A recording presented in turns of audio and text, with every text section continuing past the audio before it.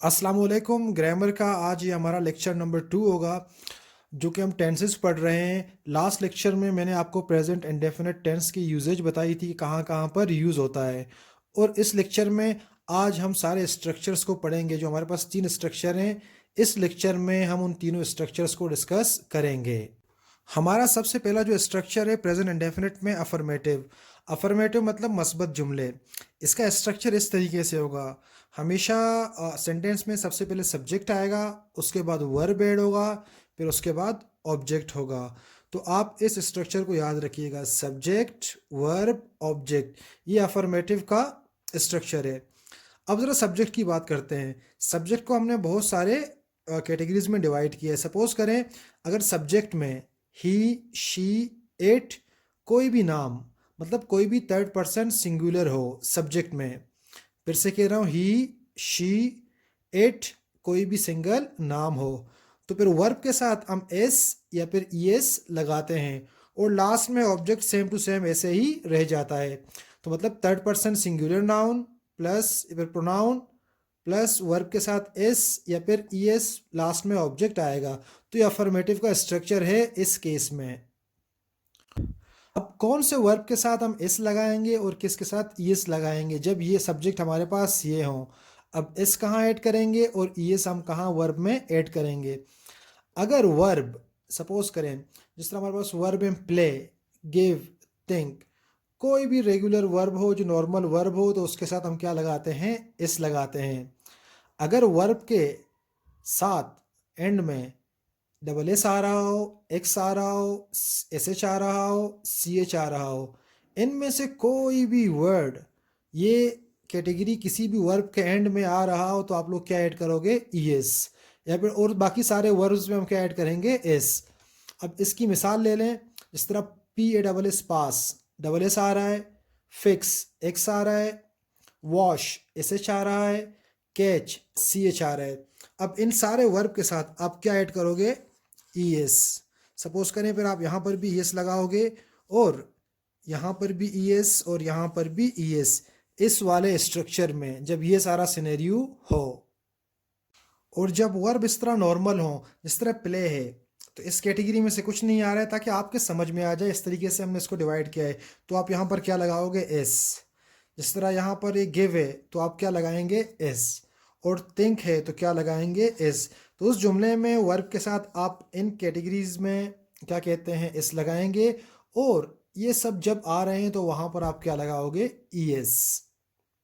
अब अफर्मेटिव में कुछ सेंटेंसेस हैं, यहाँ पर एस और ई एस कहाँ यूज़ करते हैं, तो आपके बेहतर समझ में आएंगे। कुछ वर्ब्स हैं, he reads different kinds of books. देखिए, ही के साथ एस और ई एस वर्ब के साथ आएगा, तो यहाँ पर इस कैटेगरी से कुछ भी नहीं आ रहा, तो वहाँ पर हम क्या लगाएंगे, एस।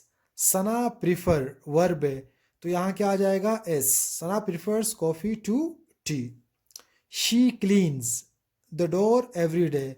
अब ये नॉर्मल वर्ब है, देखें इस तरीके से, तो यहाँ पर हम क्या यूज़ कर रहे हैं, S. Zain watches, C H आ रहा है, तो क्या लगाते हैं हम, E S. Javeria washes clothes, wash, W A S H, S H से ख़त्म हो रहा है, तो हम यहाँ पर क्या लगाते हैं, ई एस। तो इस तरीके से जुमलों में हम एस और ई एस को यूज़ करते हैं प्रेजेंट इंडेफिनिट में। अब अफर्मेटिव में केस नंबर 2 पढ़ेंगे। केस नंबर 1 में हमने ये पढ़ा कि ही, शी, इट, कोई भी सिंगल नाम हो, तो हम वहाँ पर कैसे अफर्मेटिव स्ट्रक्चर बनाते हैं। लेकिन जब कभी भी, पहले यहाँ पर स्ट्रक्चर आपको बताता हूँ। सब्जेक्ट आएगा, वर्ब, देखें यहाँ पर एस और एस मैंने ऐड नहीं किया, क्यों ऐड नहीं किया आपको बताता हूँ। और लास्ट में क्या आ जाएगा, ऑब्जेक्ट। अगर सब्जेक्ट देखें हमारे पास यहाँ पर प्रोनाउन, या फिर कोई भी जिस तरह क्या कहते हैं, नाउन आते हैं, नेम आते हैं, आई, यू, वी, दे, एक से ज़्यादा नाम हो, अली एंड असलम, तो सब्जेक्ट में, तो वहाँ पर वर्ब के साथ ना एस आता है ना E S, verb same to same ऐसे ही रह जाता है, और ऑब्जेक्ट लास्ट में आ जाता है।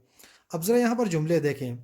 आई write articles on different topics. I हमारे पास देखें इस कैटेगरी से आ गया, तो यहाँ पर वर्ब हमारे पास राइट आ गया, तो हमने यहाँ पर ना एस लगाया और ना ही ई एस लगाया। सेंटेंस नंबर 2 देख लीजिएगा, you always shop in that market. अब देखें, यू सब्जेक्ट इस कैटेगरी में से आ रहा है, शॉप वर्ब है जिसमें हमने ना एस लगाया और ना ही ई एस, तो you always shop in that market, पर ऑब्जेक्ट हमारा सारा आ जाता है। Sentence number 3, they play cricket on Sunday. अब देखें दे सब्जेक्ट इस तरीके से आ रहा है, तो यहाँ पर हम वर्ब को सेम टू सेम पोजीशन में रखेंगे जिस कंडीशन में था। They play cricket on Sunday. We subject आ रहा है, तो वर्ब के साथ ना एस आएगा ना ही E S. We watch movies together. तो अफर्मेटिव के प्रेजेंट इंडेफिनिट में दो केसेस हैं, इनको समझ लीजिए, इसमें बहुत ज़्यादा कन्फ्यूजन स्टूडेंट को हो जाता है।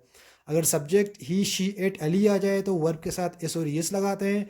अगर सब्जेक्ट आई यू वी दे एक से ज़्यादा नाम हो, अली, असलम एंड जावेद, तो वहाँ वर्ब के साथ कुछ भी नहीं आता। अब अफर्मेटिव के बाद प्रेजेंट इंडेफिनिट में हम नेगेटिव की तरफ जाएंगे। नेगेटिव स्टार्ट करने से पहले कुछ चीज़ें आप समझ लें। देखिए, अगर आपके पास सब्जेक्ट आई यू वी दे हो तो वहाँ पर आप हेल्पिंग वर्ब यूज़ करोगे डू। तो इनको हम क्या कहते हैं, हेल्पिंग वर्ब। में यहाँ लिख देते हैं ताकि आपके समझ में आ जाए। अगर आपके पास सब्जेक्ट आई यू वी दे हो तो आप लोग क्या यूज़ करेंगे, डू, हेल्पिंग वर्ब। अगर आपके पास subject he she it Ali, कोई भी सिंगल नाम हो, तो वहाँ पर हेल्पिंग वर्ब आप क्या यूज़ करेंगे, डज। एक से ज़्यादा नाम हो, अली एंड असलम, तो वहाँ पर डू यूज़ करेंगे। तो इन दोनों हेल्पिंग वर्ब्स को याद रखिएगा, डू और डज को। स्ट्रक्चर की तरफ बढ़ते हैं नेगेटिव में। सबसे पहले सब्जेक्ट आएगा, फिर हम हेल्पिंग वर्ब डू और डज यूज़ करेंगे। कहाँ यूज़ होते हैं मैंने आपको ऊपर बता दिया। उसके बाद नोट आ जाएगा, फिर वर्ब की फर्स्ट फॉर्म जो ओरिजिनल फॉर्म है, ना एस आएगा और ना ही ई एस, वर्ब की ओरिजिनल फॉर्म। फिर उसके बाद क्या आ जाएगा, ऑब्जेक्ट। सब्जेक्ट डू और does, not, verb first form and object. अब कुछ जुमले यहाँ पर मैंने लिखे हैं, अब इनको हम समझते हैं, सॉल्व करता ताकि आपके लिए आसानी हो। जिस तरह पहला जुमला, she not clean the door, तो यहाँ पर हेल्पिंग वर्ब क्या आ जाएगा हमारे पास, she does not clean the door. देखिए क्लीन वर्ब है, ना एस आ रहा है ना ही ई एस। अब ही डैश नॉट हेल्प मी, तो यहाँ पर हेल्पिंग वर्ब क्या आना चाहिए, क्योंकि ही इस कैटेगरी में से, तो हम क्या लिखेंगे, यहाँ पर भी डज लिखेंगे। He does not help me. It not rain here, it इस कैटेगरी से, तो यहाँ पर हेल्पिंग वर्ब क्या आ जाएगा, it does not doesn't rain here. I के साथ डू या डज, आई इस कैटेगरी से है, तो हम यहाँ पर क्या लिखेंगे, I do not buy old stuff. They do not attend the class. We do not play cricket, देखिए वी के साथ भी डू आ जाएगा। You don't shop here, you do not shop here. इस तरीके से डस कहाँ इस्तेमाल होगा, डू कहाँ इस्तेमाल होगा, इन सेंटेंसेस में आपको समझ में आ गया। हम आसान से आसान समझाने की कोशिश आपको कर रहे हैं। अब प्रेजेंट इंडेफिनाइट में स्ट्रक्चर नंबर 3 जो इंटेरोगेटिव, इंटेरोगेटिव मतलब सवालिया। अब वापस से आप लोग दो हेल्पिंग वर्ब हैं, डू और डज, जो हम नेगेटिव में पढ़ चुके हैं, सेम टू सेम वही है। डू, आई यू वी दे, अगर सब्जेक्ट हमारे पास ये सारे हों तो हम क्या यूज़ करेंगे, डू। अगर हमारे पास subject he she it Ali, कोई सिंगल नाम हो, सना, तो हम वहाँ पर हेल्पिंग वर्ब क्या यूज़ करेंगे, डज। एक से ज़्यादा नाम हो, अली, असलम एंड जावेद, तो वहाँ पर हम डू यूज़ करेंगे। तो इंटेरोगेटिव का स्ट्रक्चर देखते हैं। देखिए इंटेरोगेटिव में सबसे पहले हेल्पिंग वर्ब आएगा डू और डज, फिर सब्जेक्ट आएगा। अब सब्जेक्ट, आप जो सब्जेक्ट होगा उसी मुताबिक आप डू और डज या फिर हेल्पिंग वर्ब यूज़ करेंगे। अब सब्जेक्ट यहाँ पर आपके सामने मैंने यहाँ पर लिखे हुए हैं। उसके बाद वर्ब की फर्स्ट फॉर्म, यहाँ पर भी ना एस आएगा और ना ही ई एस, और फिर क्या आ जाएगा हमारे पास, ऑब्जेक्ट। और लास्ट में क्वेश्चन मार्क लगाना मत भूलिएगा, क्योंकि इंटेरोगेटिव का मतलब उसकी पहचान इसी से है। अब कुछ जुमले लिखे हैं, इनको हम सॉल्व करेंगे ताकि डू और डज हेल्पिंग वर्ब हमारे लिए क्या हो सके, क्लीन हो सके, क्या कहते हैं, क्लियर हो सके, sorry.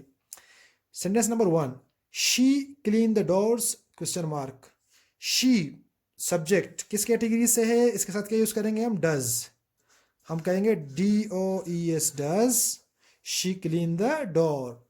Sentence number 2, he help the poor. He, तो हमें पता है कि हम डज यूज़ करते हैं, इससे पहले हम पढ़ चुके हैं नेगेटिव में, does he help the poor, क्या वो गरीबों की मदद करता है। Sentence number 3, it rain here, क्या आ जाएगा इसमें, डज आ जाएगा, डज इट रेन हेयर। यहाँ पर ना एस आएगा और ना ही ई एस। अच्छा, sentence number 4, they attend the class. क्या आ जाएगा? दे जो सब्जेक्ट है इस कैटेगरी से है तो हम क्या यूज़ करेंगे? Do they attend the class? We play cricket, we play cricket, yes, do we play cricket. Sentence number 6, you shop here, you subject है, यू यहाँ से है, do you play, do you shop here? और ये last sentence हमारे पास है, आई by old clothes. तो आई के साथ हम हेल्पिंग वर्ब के यूज़ करते हैं डू आई बाय क्लॉथ्स। तो ये था इंटेरोगेटिव का स्ट्रक्चर। तो लेक्चर नंबर 1 में हमने टेंसेस में प्रेजेंट इंडेफिनिट टेंस की यूजेज पर बात की, और लेक्चर नंबर 2 में इसके स्ट्रक्चर अफर्मेटिव, नेगेटिव और इंटेरोगेटिव पर हमने बात की और उसे डिस्कस किया। तो अगर कोई बात आपके समझ में ना आई हो तो आप हमें कमेंट में बता दीजिएगा, हम आपको वहाँ पर इसका जवाब दे देंगे।